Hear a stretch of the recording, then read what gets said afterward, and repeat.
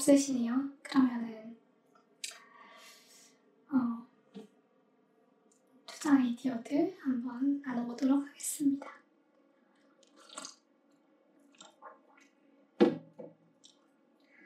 네, 그래서 이번 그 투자 아이디어 시장에서 1위는 메타바이오메드입니다. 그래서 메타바이오메드는 이제 치과용 근관 충전재하고 봉합사 사업을 영위하는 기업입니다. 그래서 경쟁사 GPM 분석을 통해 볼 때 협상력이 상당히 높은 PM을 영위하고 있고, 글로벌리 봤을 때 치과용 근관 충전재 시장에서는 점유율 1위고, 그다음에 봉합사 사업에서는 점유율 7위를 기록하고 있습니다. 그래서 현재까지 매출은 상당히 순조롭게 성장되고 있고, 그 다음에 시장도 나쁘지 않은 성장 전망을 하고 있습니다. 자본 매치 측면에서도 저는 이제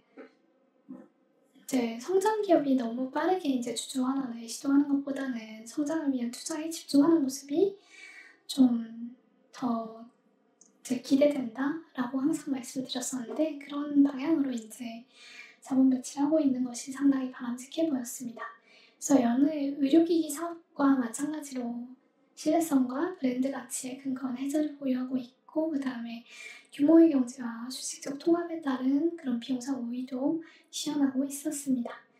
그리고 이제 멀티플도 상당히 낮은 편인데 왜 그럴까 한번 생각을 해봤거든요. 근데 과거에 보면은 이제 13년에서 20년간 통신 장비 부문의 영업이익을 한번 보게 되면은 왜 들쭉날쭉한 실적을 보였는지 좀 이해를 할 수가 있을 거라고 생각했습니다. 그래서 통신 장비 부문의 이제 매출이 현재는 없어져가지고 이제 그때 당시에는 낮은 멀티플을 보이고 영업이익이 들쭉날쭉했던 그런 원인이 됐었는데, 이제 그게 없어지는 그런 상황이기 때문에 매력적인 투자 대안이다 라고 생각되었습니다. 그래서 한번 보시면 되는데, 이제 치과용 근관 충전재라는 거는 이제 치과 치료를 받게 되면은 빈 자리에 이제 넣게 되는 그런 그 물질 같은 거로 보시면 될 것 같습니다. 그래서 보게 되면은 이제 그 봉합사 같은 경우에도 각 PM이 있어가지고 GPM은 일반적으로 높은 수준입니다. 그래서 이제 제가 각각 보게 되면은 이제 각각 내용에 대해서 그 GPT 리서치를 시켜가지고 상세 내용들을 이제 여기에 그 첨부를 해놨으니까 관심 있으시면 한번 보시면 될 것 같아요. 그래서 이제 봉합사 산업 같은 경우에는 GPM이 50에서 60%, 그 다음에 치과용 근관 충전재 산업 같은 경우에 GPM 50%대를 차지하고 있습니다. 그래가지고 50%대를 보여주고 있습니다. 경쟁사들 보게 되면 그렇다라는 얘기입니다. 그래서 이는 메타바이오메드가 영위하는 사업이 전반적으로 높은 협상력을 보유하고 있다라고 볼 근거가 된다라고 생각했습니다. 그리고 이제 밸류에이션 같은 경우에는 의료기기 업계 평균을 보게 되면 20 정도 되는데, 거기에 비해 가지고 이제 한 자릿수라는 거는 상당히 저평가되어 있다라고 생각할 수 있었습니다. 그래서 여러 가지 이제 저평가의 원인을 좀 추정할 수 있는데, 뭐 그렇다고 하더라도 이제 저평가의 원인이 현실화된 그런 내용은 없었다라고 보여지고, 그다음에 보게 되면은 이제 여기 봉합사 매출은 이제 2013년에 160억 수준에서 이제 2024년에 425억까지 꾸준히 이제 성장하는 그런 추이이고, 그 다음에 2023년에서 2024년까지 상당히 많이 이제 성장한 거를 보실 수 있을 거예요. 그리고 그다음에 치과용 근관 충전재 같은 경우에도 이제 상당히 빠르게 성장했습니다. 거기에 비해서 이제 통신 장비가 급격히 이제 축소되는 그런 추이를 보였고, 보시게 되면은 이제 이 사업부별 영업이익을 나눠가지고 이제 보여주고 있는데, 통신 장비 이제 그 영업이익이 굉장히 들쭉날쭉하고, 그다음에 이게 그런 이익률도 굉장히 낮았다라는 걸 보실 수 있고, 그래가지고 그게 이제 2022년까지 정리되는 그런 추세를 보였습니다. 그래가지고 2022년 이후에는 매출이 없어가지고 그 매출 믹스가 이제 많이 개선됐다라고 보여지고, 그거를 이제 감안하게 되면은 영업이익률이 이제 한 자릿수에서 왔다 갔다 하다가 이제 2023년에 12%, 2024년에 18% 간 거는 당연하다. 그리고 이게 이제 앞으로도 이어질 수밖에 없다라고 평가할 수 있을 것 같습니다. 그래서 영업이익이 이제 상당히 빠르게 증가한 거를 확인하실 수가 있고, 이런 추이는 앞으로도 지속될 수밖에 없다라고 생각이 되었습니다. 그래서 이제 보시게 되면은 이제 기타 부문이라고 써져 있는 데에서 영업이익 적자가 이제 지속적으로 나오고 있는데, 이게 왜 그런지에 대해서는 추가적으로 리서치가 필요할 것 같고, 좀 다음 분기에는 메타바이오메드도 좀 유심히 지켜봐야 되겠다라고 생각하게 되었습니다. 그리고 이제 두 번째는 한중 NCS입니다. 그래서 한중 NCS 같은 경우에는 자동차 부품 사업에서 이제 ESS 순행식 냉각 시스템을 판매하는 그런 기업으로 변모해가는 기업입니다. BM 측면에서도 니치마켓 ESS 순행식 냉각 시스템을 잘 장악하고 있어가지고 양산 기업이 2개사밖에 없고, 그 다음에 특허로 잘 보호되고 있는 것도 확인할 수 있었습니다.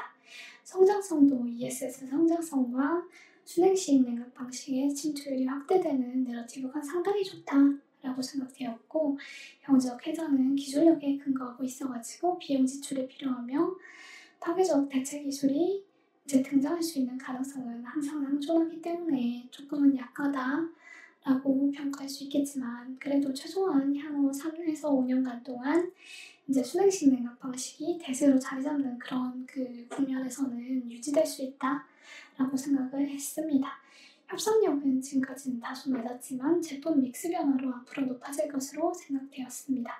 하지만 이제 아직까지는 수치로 증명은 못했다라고 확인할 수 있었습니다. 자원 배치 관점에서는 특별히 관찰된 문제는 없어 보였고, 밸류에이션은 점진적으로 개선될 수 있다라고 보여졌습니다.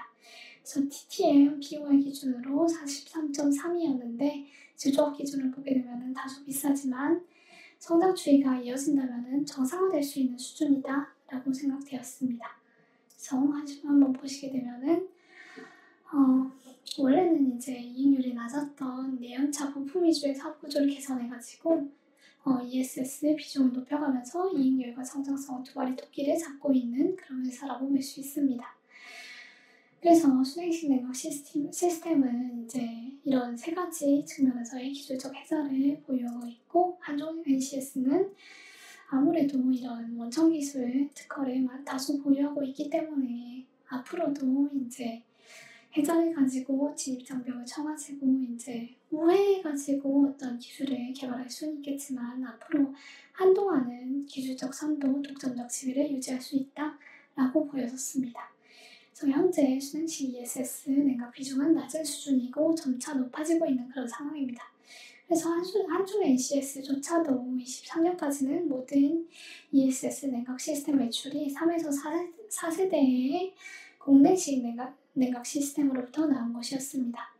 하지만 이제 5, 6년 내에는 순행식이 표준으로 자리 잡을 가능성이 높은 상황이라고 보여집니다. 그리고 그 기간 동안에 다른 기업이 동일한 순행식 냉각 시스템을 구현해가지고 따라잡을 가능성은 높지 않다라고 생각했습니다. 그래서 ESS 같은 경우에는 재생에너지 확대가 불가피한 시대적인 흐름인 가운데 전력망의 부담을 완화하기 위해서 수요가 확대될 수밖에 없는 그런 상황입니다. 대체 기술로는 SK의 침지냉각 기술이라는 기술이 유력한 대안으로 제시되고 있지만, 가까운 시일 내에 이게 상용화될 가능성은 높지 않다라고 생각되었고, 성공적으로 개발되더라도 이제 상용화돼가지고 30년부터 이제 침투율을 높여나갈 때까지 충분한 수익을 이제 순행식 냉각 시스템이 낼 수 있을 거다라고 보여졌습니다.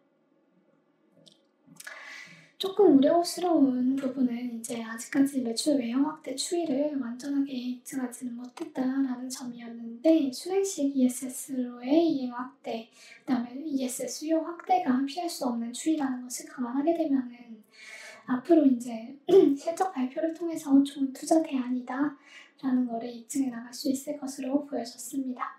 그리고 LG 에너지 솔루션이 이제 순행식 파트너로서 이제 한중 NCS를 산중 NCS와의 협업을 저울질하고 있다라고 얘기하는데, 이를 공식화하게 되면 밸류에이션이 상당히 레벨업 할 수 있을 것이다 라고 생각했습니다.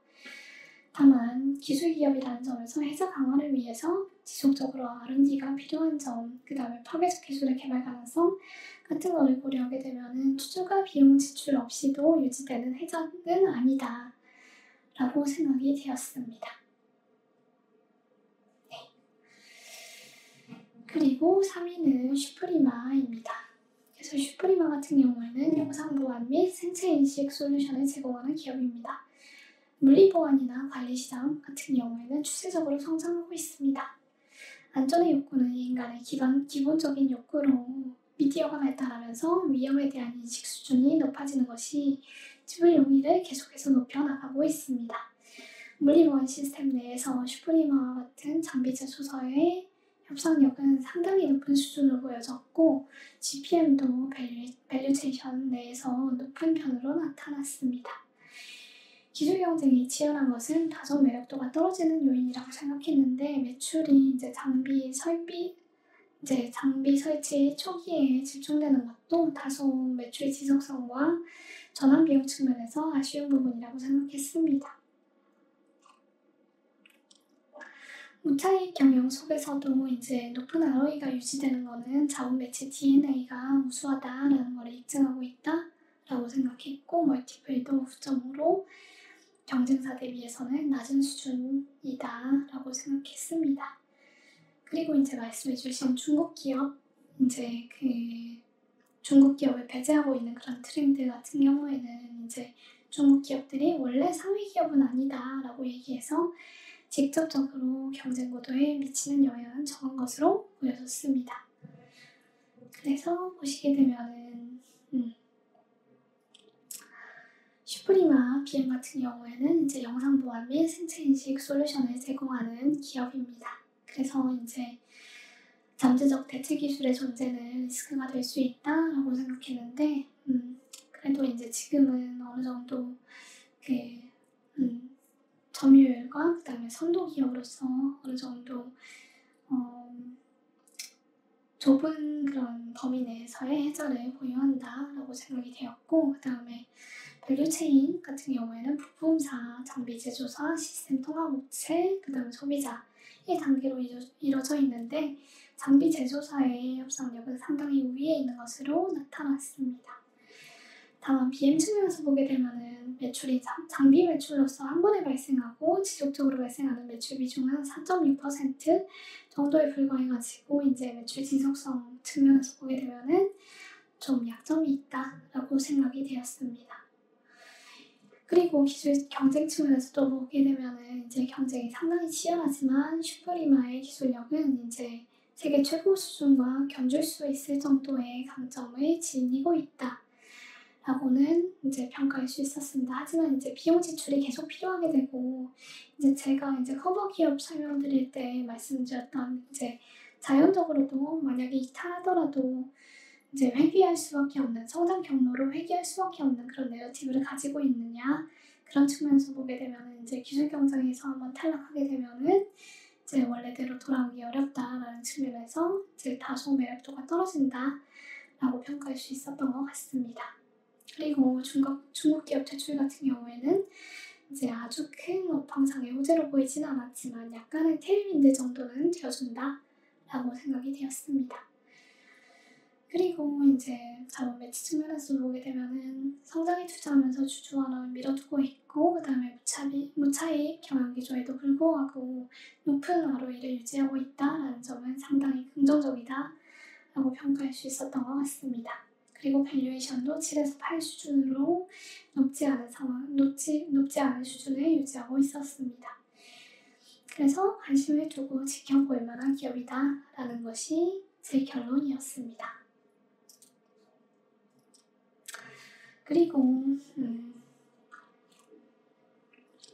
이외에도 미국 약한 트렌드를 좀 공유해 주셔가지고 힘쓰라는 기업을 좀 다시 발굴한 건 아니고 다시 한번 재부각해가지고 좀 그래도 이제 중립기업을 받고 지켜볼 만한 기업이다라고 이제 결론 내릴 수가 있어가지고 상당히 감사드립니다. 그리고 퍼스트 솔라 같은 경우에는 이제 좀 전반적으로 봤을 때 밸류체인 내에서는 가장 이제 선호되는 그런 기업이다라고 생각은 했지만 트럼프 행정부 이후에도 이어질 수 있는, 사실 트럼프 행정부 지지율보다는 민주당 지지율의 추락이 좀 심상치 않은 그런 추세인 것 같습니다. 그래서 반환경 정책 리스크를 고려할 때 매력적 성장세가 지속될 수 있는지 이런 부분은 좀 의문이라고 생각했습니다. 그다음에 비바 시스템스 같은 경우에는 이제 좀 멀티플이 높은데 성장성은 이제 5년 평균 20.3% 잘못 썼네요. 그다음에 3년 평균 14.1%로 좀 최근 들어서 좀 낮아지고 있는 추이다가 이제 24년에는 좀 반등했는데 이제 성장성이 다소 낮다라는 걸 제외하면은 크게 흠잡을 데 없는 기업이었고, 해저도 어느 정도 깊고 이제 넓은 기업이다라고 생각을 했습니다.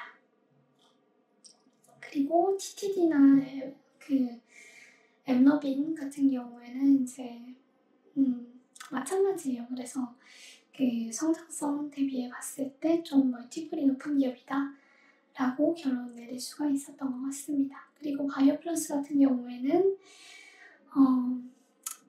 이제 바이오플러스는 기술적 차별성이 있다라고 얘기할 수 있겠지만 다른 선도 기업도 동등한 수준으로 R&D 투자를 이어가고 있고, 그런 측면에서 보게 되면은 이제 계속해서 이제 출하 경쟁 또는 이제 R&D 지출을 이어가면서 좀 기술을 개발해야 되는 그런 그 기업이다라고 보여졌고, 그다음에 잠재적으로 보게 되면은 필러와 비슷한 효과를 낼 수 있는 기업이 끊임없이 개발되고 있잖아요. 피부 미용이나 아니면 뭐 보형물, 그다음에 뭐 그 성형 기술 같은 것이 계속 개발되고 있어가지고 이제 성장 추세가 지속되지 못할 가능성이 낮지 않다라고 생각했습니다. 그리고 의사나 병원 입장에서는 시술 방법이 달라지는 의료기기와는 좀 다르게 필러 같은 경우에는 다른 필러를 시술함에 따른 전환 비용이 높지 않다라고 생각해가지고 앞으로도 성장세가 이어갈 수 있다라는 논리는 좀 부족하지 않나 생각이 되었습니다. 그리고 그다음에 EVLB 같은 경우에는 은닉 무기를 검색할 수 있는 기기를 판매하는 회사였는데, 보게 되면 이제 다양한 경제 시스템이 존재하는데 그래가지고 이제 경쟁하다가 탈락할 위험은 낮지 않다라고 생각했는데 TTM/PSR이 이제 10.35로 너무 높은 수준이다라고 생각했습니다. 그리고 시어스 테크놀로지 같은 경우에는 심전도 모니터링 기기를 판매하는 회사인데 싼 가격이 경쟁력의 원천이다라는 것이 좀 아쉬웠고, 물론 국내 시장 장악만으로도 현재 시총이 충분히 설명된다면 문제가 없겠지만 현재 이제 8,815억 원에 달하는 시총은 이제 글로벌 시장에서의 성공에 이미 가정한 수준이 아닐까 생각되었습니다. 그래서 아직은 실적으로 증명 부분이 적기 때문에 정말 좋은 기업이라면 실적이 찍히고 나서 실적으로 증명하고 나서 매수를 해도 늦지 않다라고 생각을 했습니다. 그래서 간단하게 4분기 계획 말씀드리기 전에 1분 정도 쉬었다 오면서 Q&A 받아보고 거기에 대해서 이제 답변 드리고 그다음에 4분기 계획 공유 드리면서 라이브 마쳐보려고 합니다. 1분 정도 쉬었다 오겠습니다.